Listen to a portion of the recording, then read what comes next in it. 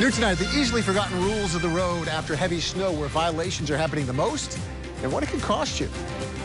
A student behind bars accused of attempted violence on a Rochester College campus, the uncomfortable confrontation in a lecture hall. Plus, the missing safety feature at Syracuse's airport, why a plane with emergency engine trouble had to land on a dark runway. Now at 11, a passenger describes the moments his plane slid off the runway in Rochester. And the driver and boyfriend's testimony in the trial and the murder of Kaylin Gillis, revealing more about what was going on inside the car. A possible strike at Anheuser-Busch, a brewing conflict from the union's perspective, what it means for the Baldwinsville area plant. Now at 11, a new mayor with new plans for Oswego, how Micron plays a big part. A legal battle over a closed ski resort, why the Attorney General wants to force Toggenburg to reopen. Plus, she grew up in here, now she's reaching for the stars. A Syracuse astronaut with a message for young girls like her before she heads off to space. And no, that's not snow. We learn what caused this foamy mess down south. We'll have an inside scoop from the president's meetings with the semiconductor industry's biggest players. We'll also dig into the politics of the president's speech and what he had to say about two lawmakers who voted against the CHIPS Act from upstate New York. Then we'll take you to just outside the Most, where a protest broke out around noon today. We'll also learn how the president honored the memory of two fallen officers from the Syracuse area. Well, new video tonight. Scary moments for passengers at Rochester's airport tonight. A plane skidded off the runway as it landed in these snowy weather conditions. And Tower Piedmont 5811, we just slid right off the taxiway. Piedmont 5811 Roger, and there'll be people coming out in a second. 50 passengers, 3 crew members on board when the American Airlines jet slid off the runway. It veered into some snowy grass. Passengers waited for roughly an hour before stairs were kind of put together so they could safely get off the aircraft. Mike Trickey, a passenger on board, describes the feeling from the plane. I could feel anyways, like a little bit of a slide. And I'm thinking about, well, maybe that's just, the brakes. And, well, no, that was just the wheels sliding off the runway and into the grass. And it was very rocky and jolty for probably maybe a second or two until we came to a full stop. Turned out no one was injured. The plane was taken out of service to get a full inspection. Meteorologist Peter Hall joins us now with this weather alert. Peter, that's something to see. We take for granted our airports are ready to go in upstate New York, particularly with snowy weather.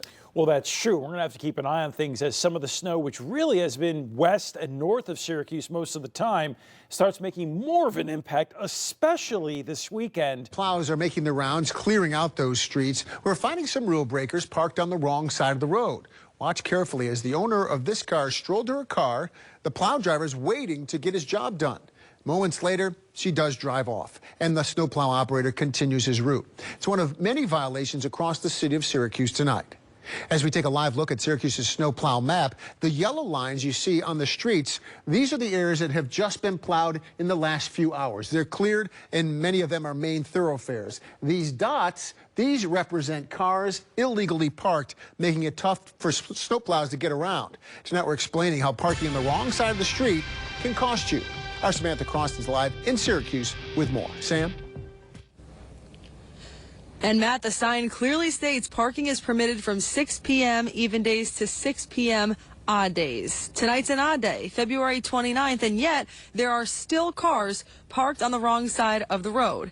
It's a decision that can cost you both figuratively and literally. You'll see. Tonight with breaking news, we're waiting on police to reveal new details on a major response to the outer Strathmore neighborhood of Syracuse tonight. Authorities from Syracuse Police, the Onondaga County Sheriff's Office, and Syracuse Fire were all on the scene on Hubbell Avenue tonight. The initial calls to 911 indicated a car had gone into a house. We don't know what led up to that moment just yet. One person on the scene was taken into custody tonight. We'll continue to follow this and bring you new details over the next half hour. Well, the Uvalde school massacre could have been stopped sooner. That's what the Justice Department concludes in a nearly 600-page critical incident report now being made public. It calls the police response a significant failure. Good evening, I'm Matt Mulcahy. You're watching NBC3 News at 11. Nearly 20 months after the Robb Elementary School shooting that left 19 students, 2 teachers dead, federal officials say police who responded to the active shooter, quote, demonstrated no urgency and didn't even treat it like an active shooter situation. The DOJ blames failed communication, failed leadership, inadequate technology, and inadequate training. It's hard enough waking up every day and continuing to walk out on these streets and walk to an HEB or drive to an HEB and see a cop that you know was standing there while our babies were murdered and bleeding out. I hope that the failures end today and that local officials do what wasn't done that day. Well, tonight, I'm Morgan Scott has new perspective on this report from a couple of local experts that specialize in protecting schools from shootings. She joins us now with more. Morgan?